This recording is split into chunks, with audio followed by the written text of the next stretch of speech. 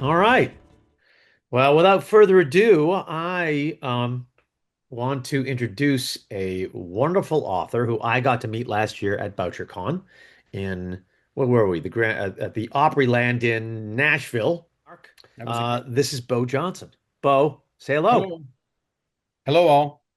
So these are our origins interviews. So we go over a lot of like the firsts and how you basically entered these certain areas and certain topics and jobs and what the impetus was to become a writer, basically. All this Sure. kind of stuff. So where are you from? I understand you are from north of the border. I So did you go to school up there? mhm.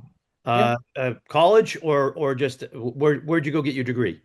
I don't have a degree. No. So where'd you go? Where'd you go to high school? Brantford, where I grew up. Yeah. And then It's called BCI. I went to two high schools. I switched halfway. Uh, and I would say my grade 10 English teacher helped me become a writer. She read one of my stories, liked it, and then I Stephen King I blame as well, and my brother, because I bought him Misery for his 13th birthday. And he wouldn't read it. So I said, well, fuck it. I'm going to read it. And I read Misery and I want to be a writer ever since. Yeah, they awesome. were terrible. They were Monster of the Week, time travel, trying to mimic Stephen King, right? Okay. But they were terrible, right? But still, you get better at it through the years. And then, I think I stopped writing around 18 or 19 because, you friends, girlfriends, bars, alcohol, all that gets in the way. And then I got married, then I had kids. So I didn't get back to writing till I was about 34. And I've been writing ever since. So. What was the trigger to get you back into writing? An episode of Mad Men. Okay. So it was in the first season, and one guy got published, and one guy was jealous, and he's like, well, how could you get published? And I stopped. I'm like, why did I stop writing? And that was it. And I started writing again on Honey, and there was Matthew C. Funk who wrote some stories, and I liked his voice, and I'm like, I had this idea for like a Punisher-esque guy, which is Bishop Rider. Like I grew up with the Charles Bronson movies, the Death Wish movies, right? Sure. So, and I should say, like, I never really had Bishop right at the beginning. I had his sister. I had this vision of six men in masks uh, raping and murdering this girl. I'm like, well, who would avenge this girl? And that was the genesis for Bishop Rider.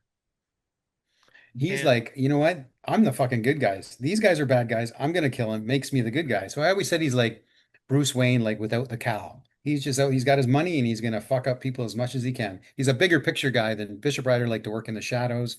But Jeremiah, he'll go out there and he'll rent a plane and he'll drop you from it. Well, it's hard to go back like that. Like it's 20 years now. Almost 20 years I've been writing Bishop Rider. But I remember at the fourth or fifth story, I'm like, wait a minute. I'm writing about the same guy. I'm writing in two different timelines. I'm writing a young Bishop Rider, and then I write a story where him and his partner are old. And I'm like, oh man, I'm writing these out of sequence. And that was how I started writing my stories.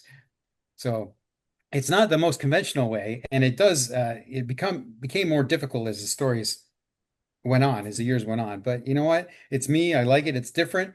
Everybody thinks you got to read them sequentially. You do not.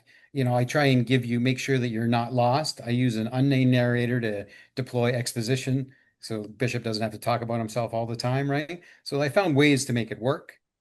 But the first collection, Better Kind of Hate, had 9 Bishop Rider stories in it. The second collection, Big Machine Eats, had 16 Bishop Rider stories, and All of Them to Burn had 19 Bishop Rider stories. So Brand New Dark, which you narrated, it was the first full Bishop Rider exclusive book, my Abram. But things happen, and my publisher had something happen behind the scenes. So that book has been pushed to next year sometime. I don't have a date, but I really wanted to come out because I really like that book. so what'd you think of the audio? I loved it. I think I told you that. Yes. Now, I believe like no one is ever going to hear the voice in my head when I'm writing Bishop Rada, but you came damn close. But the unnamed narrator, you nailed him. That's the guy in my head. Like he is so cocky. He is more cocky than Jeremiah. And Sure. you nailed him. I love that little laugh you put at him when he's talking to his guys. Yeah. And the interesting thing is like, so that's basically I gave him Boston energy without the Boston accent. Ah, okay. I've never been. Yeah. You've never been. Never been. So I mean, it's a fun town. I'm looking forward to it. Yeah. Yeah, Looking forward to seeing some friends and I'll see you again and then we'll have maybe a beer or two and yeah. Yeah. And I will be, I I'm used on to a go. panel this year, Bo. Any news you want to tell the people out there about anything you want to promote? I know you said you had two books that are in the can. Yes. You want to just mention them a little bit so that we know when they do come out, if people see your innovative marketing, they'll know to hit the button. Sure. Yeah. Well, this year in February, Law or Like-Minded Individuals came out, which was my seventh book, and the second book with Jeremiah Abram, Bishop Ryder's last partner, at the helm. And I had a little cliffhanger happen at the end of the previous book where you find out Jeremiah has lost an eye and his right-hand man is no longer among the living. So, and I've created a army of Bishop Riders. So that was the cliffhanger. So this book tells the story of how those things happened while pushing the story further into the future, which comes to Long Past Gone, which is supposed to come out in October, which is pushed till next year, which is the continuation. And then I call it, the tagline is sacrifice comes in many forms, which it does. And Jeremiah Abram is bent set on changing the world. Bishop Ryder might have changed the world in his own small way, but like I said, Jeremiah is a bigger picture guy. So he got an idea and he's run with it. And then the last book, One Last Ride, I sort of set it to like, you know how an end credit happens in a movie and you get a post-credit scene and an end credit? I made my book like that. So it's very weird how I came up with that idea, but I'm like, that's pretty cool. Can I do that in book form? So I did it in book form. So I'd we'll like to see see what it. happens. Thank you for joining us, Bo. Thanks for having me, and I will see you in a couple weeks. Anything else you want to tell anybody? Random stuff? Good energy stuff? Good energy stuff.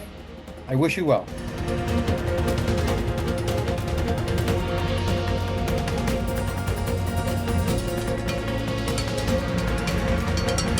Leonardo Audio. Your story told right.